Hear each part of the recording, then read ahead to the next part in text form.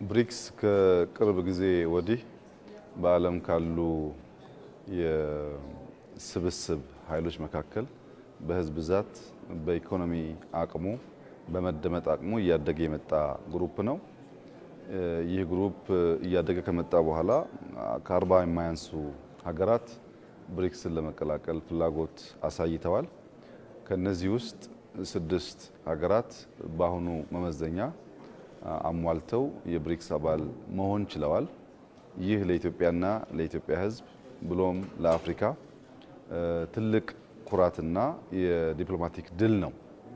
አንደኛ ኢትዮጵያ ስትመረጥ ታሪኳ፣ የህዝብ ብዛቷ በተለይ አሁን በዓለም ላይ ከፍተኛ እድገት እያመጡ ካሉ ሀገራት ጥቂት ሀገራት መካከል አንዷ መሆኗ በእነዚህ ሀገራት ስለታመነበት ነው። ኢትዮጵያ ውስጥ ያለው የግሪን ሌጋሲ፣ ግሪን ኢነርጂ፣ በአግሪካልቸር ራስን ለመቻል እየተደረገ ያለው ጥረት እንዲሁም አጠቃላይ ጂዲፒ እድገት በዓለም ላይ በቁጥር ከሚጠቀሱ ከፍተኛ እድገት ካመጡ ሀገራት አንዷ በመሆናችን ኢትዮጵያ የመደመጥ አቅሟ እያደገ በመምጣቱ ኢትዮጵያን ማስገባት የሳውዝ ሳውዝ ኮኦፕሬሽኑን እውን ያደርገዋል።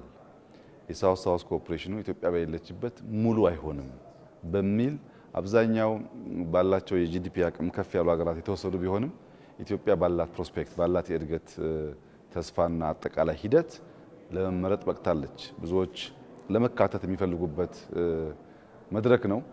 በብዙ ትግል በብዙ ንግግር የተገኘ ድል ነው። ለዚህም ቻይናን በብዙ እናመሰግናለን፣ ከፍተኛ እርዳታ አድርገውልናል። ህንድን በብዙ እናመሰግናለን፣ ራሻን በብዙ እናመሰግናለን፣ ብራዚልና እንዲሁም ሳውዝ አፍሪካን አብዝተን እናመሰግናለን። ከሁሉም ጋር በነበረ ንግግር የኢትዮጵያ የብሪክስ ፋሚሊ አባል መሆን ለአፍሪካም ለሳውዝ ሳውዝ ኮኦፕሬሽንም በዓለም ላይ ባላት ዲፕሎማቲክ አቅምና የመደመጥ አቅምም ወሳኝ መሆኑን አምነዋል።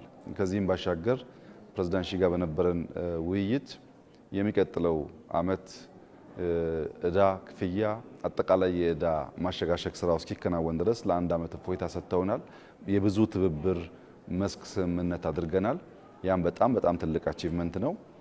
ዛሬም እንደሰማችሁት ከጠቅላይ ሚኒስትር ሙዲ ጋር በነበረን ስብሰባ በሳይንስና ቴክኖሎጂ፣ በወታደራዊ፣ በንግድ እና በኢንቨስትመንት አብረን ለመስራት ተስማምተናል።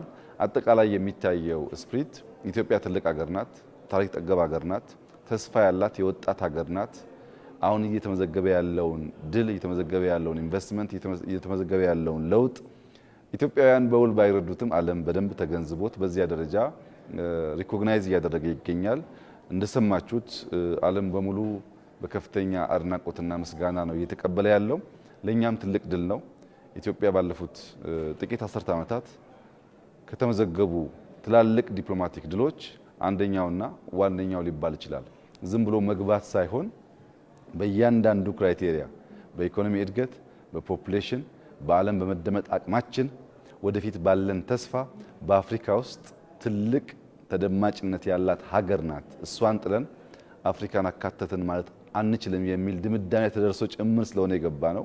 ግሩፕ ውስጥ መቀላቀላችን ብቻ ሳይሆን በግሩፕ ውስጥ ያሉ አባላት ያለን ተደማጭነት እና ያለን ግንኙነት ጠንካራ እንዲሆን አድርጓል። ይሄ በጣም ትልቅ ድል ነው። ለመላው ኢትዮጵያ ሕዝብ እንኳን ደስ ያላችሁ፣ እንኳን ደስ ያለን ማለት ፈልጋለሁ። ይቀጥላል። ኢትዮጵያ ተደጋጋሚ እንዳልኩት ትበለጽጋለች። የአፍሪካ ፓወር ሃውስ ትሆናለች። በአፍሪካ ውስጥ ትልቅ ተደማጭነት ካላቸው ሀገራት ትሆናለች።